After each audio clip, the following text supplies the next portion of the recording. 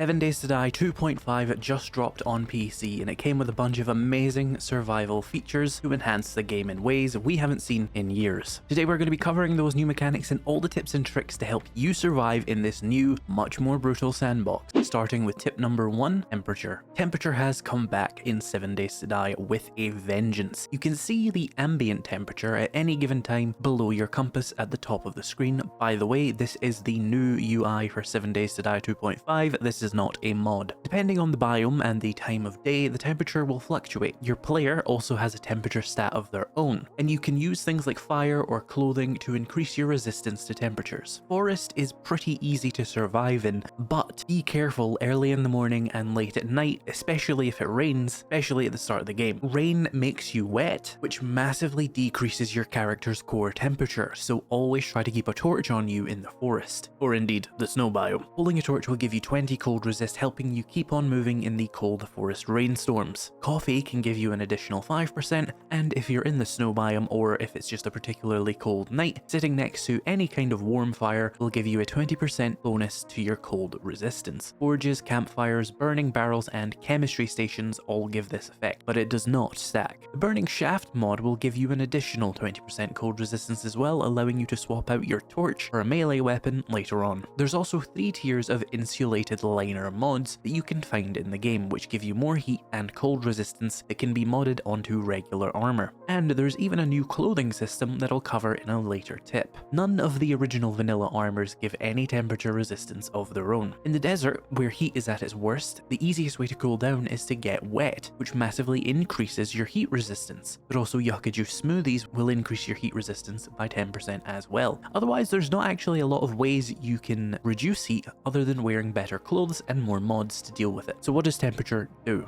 Well, when you're cold, you'll use 100% more food over time and increase food consumption when regenerating stamina by 30%. And your movement speed will be reduced by 10%. When you're really freezing, this goes up to 200% more food over time and 60% more food when consuming stamina, as well as a 20% movement penalty. This can and will get you killed if you're not careful. When you're hot, you'll use 300% more water to regen stamina, and movement is reduced by 10%. And when you're sweltering, you'll use 600% more of water to regenerate stamina, and your movement is indeed reduced by 20% as well. So naturally, when you're in the snow, try to compensate with extra food, and when you're in the desert, try to compensate with extra water. All of this is actually independent of biome progressions, so becoming immune to the effects of each biome will not protect you from the storms or the temperature, and becoming immune to the temperature will not make you to the biomes, and becoming immune to... you get it. They're not interchangeable. They are 3 different hazards you need to be aware of. Speaking of storms, number 2 is storms and how to avoid or survive them. Storms have been picked up a notch since 2.0. The zombies are now much more aggressive and move faster when a storm happens, and combined with extreme temperature fluctuations which can reduce your movement speed, it can end really badly for you if you go in unprepared, which I learned the fun way. The easiest way to avoid a storm is to look out for the new, pretty good looking distant storms. They're pretty noticeable, actually. You should never be surprised by a storm in another biome though. Failing that, you can always just get indoors and hide, or indeed leave the biome. Later on, with the clothing I mentioned, you can survive out there for much longer. However, the zombies will still be cranked up in their aggression, but to assist with that, they will also drop more loot bags during the storms. Oh, and as a pro tip, which might be patched in the future, if you are ever dealing with a storm or a biome hazard that you just don't have any way to deal with and you're not near a building, you can always just surround yourself in wooden frames and become completely immune to storms and biome effects and rebuild your resistance for a little bit, and then you can keep moving. Using that, you can cross any biome at any stage and it will also reset your biome hazard effects. However, it is incredibly tedious to do. The only way to completely remove biome hazard effects is to create the respective biome gear, which can be completed by doing all of that biomes challenges in the challenge menu, and you can never become fully immune to storms. Number 3, the smell system. As if that wasn't enough new ways to die, we also have the smell system. When you hold a piece of raw meat, you radiate a smell. This will attract zombies who will run faster and notice you from further away. The more meat you hold, the more severe this distance will be, up to 100 meters. If you use the new meat bundles with paper and plant fibers, you can disable the smell of up to 5 pieces of meat with 1 crafting recipe, but you can do it to all of the meat in your inventory, just to be clear. Also, storing the meat in any way will also stop this being a problem. Additionally, killing an animal now attracts nearby zombies in a radius of what looks to be about 100 meters, so you will have to be ready to fight for your kill now. Additionally, eating almost All food types will now have a smell value. These don't trigger by being in your inventory though, they're triggered by eating them. Eat a can of pears? Well, you better be ready to incur a 25 meters zombie smell penalty, where zombies within 25 meters will be more aggressive towards you. This radius will decrease over time though. You can also remove it by completely submerging yourself in water, aka bathing, or by going indoors, which reduces the range by 80%. These effects can all stack up to 100 meters, so if you eat like 4 cans of pears, be prepared for a lot of zombies to come after you if you're outside. Generally, the better the food, the bigger the radius, so if you're trying to be stealthy, raw vegetables generate no smell when eaten and can be used to regen food and health without attracting attention. Oh, and because this game is perfectly balanced with no flaws, Scorcher Stew, an extremely powerful food item, can be just made at any point in the game because it's a snow biome special item. And currently, it has no smell value or recipe requirements, so you can just instantly start making these, assuming you have all the ingredients, and they have absolutely no downsides. By the way, if you're finding this video helpful, please consider hitting that subscribe button for more. I'm going to be covering 2.5 pretty extensively. Number 4, third person mode. Third person mode has finally been added, and it can be enabled by the change camera button, which you can find in the movement tab of your keybinds menu. It was disabled by default for me, but I was playing during the experimental. However, I set mine to V, which I found to be very convenient. But there's actually a lot of options to customize here. You can set the field of view for your third person camera. You can set the mode, which includes free mode, which will allow your camera to always freely rotate around you in third person. There's locked mode, which will make sure your character always faces where you're aiming, best for people who are worried about combat of course, and locked ranged only will make it so that you are only facing where you're aiming when you're using a ranged weapon, but when you're using a melee weapon or no weapons at all, you can free aim. There's also a camera distance setting, allowing you to put your camera as close or far away from your character as you like. Additionally, there is also a switch shoulder button, which was middle mouse for me, and this also now does incremental zooms on scopes. If you dislike third person, you can of course just not use it, but if you're worried about PvP servers and stuff, you can tell your server admins to disable the ability to go into third person, because that is a server-wide setting now. And indeed, if you wanted to all be locked into third person, that is also an option. Number 5, apiaries. Apiaries are the brand new workstation that generates honey at a rate of 1 every 2 days. Think of it like a dew collector that produces honey.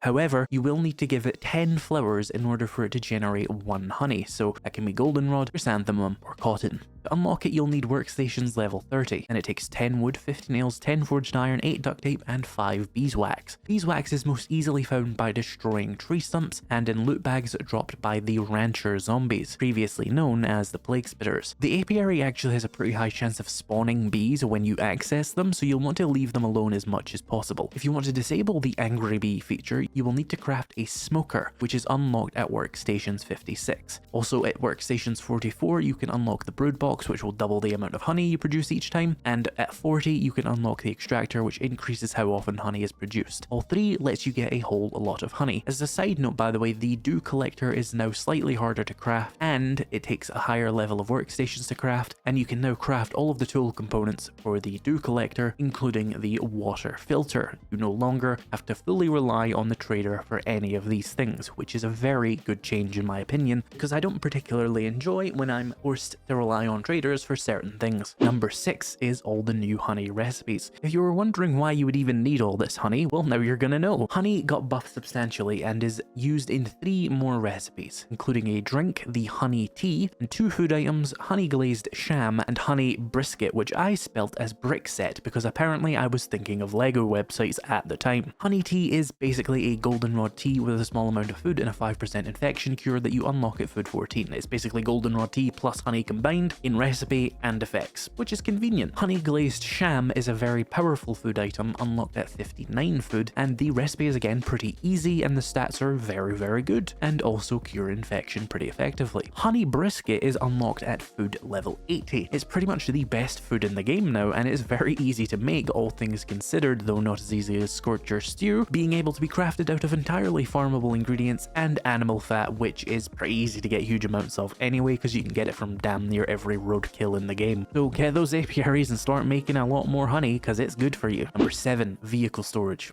all of the vehicles in 7 Days to Die gained an additional column's worth of slots of storage, which means basically the bicycle got 1 new storage slot and the 4x4 got like 9. On top of that, there is now a vehicle storage mod, which is unlocked with its own schematic, just like the other vehicle mods. These give you 10 more inventory slots on each vehicle you put them on, but you can actually put 2 on each vehicle. So you can now have a 30 slot bicycle or a 110 slot 4x4.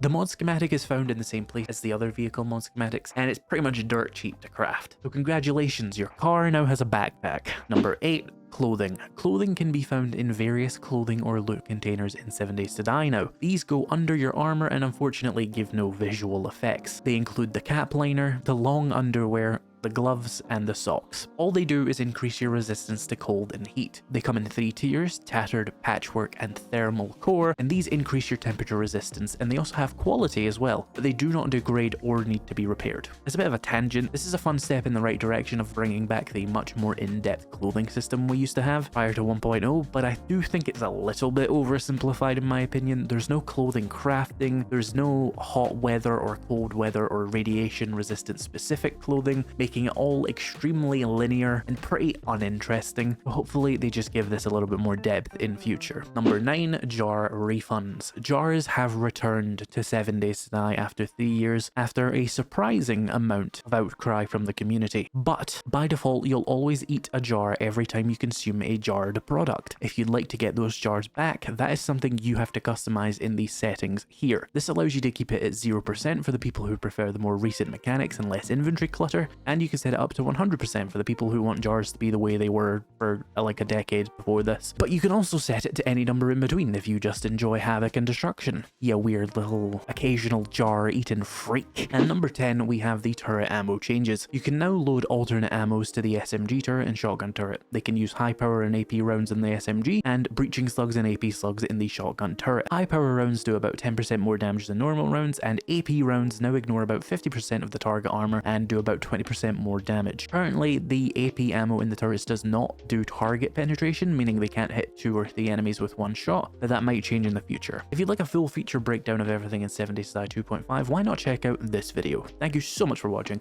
and I'll see you in the next one.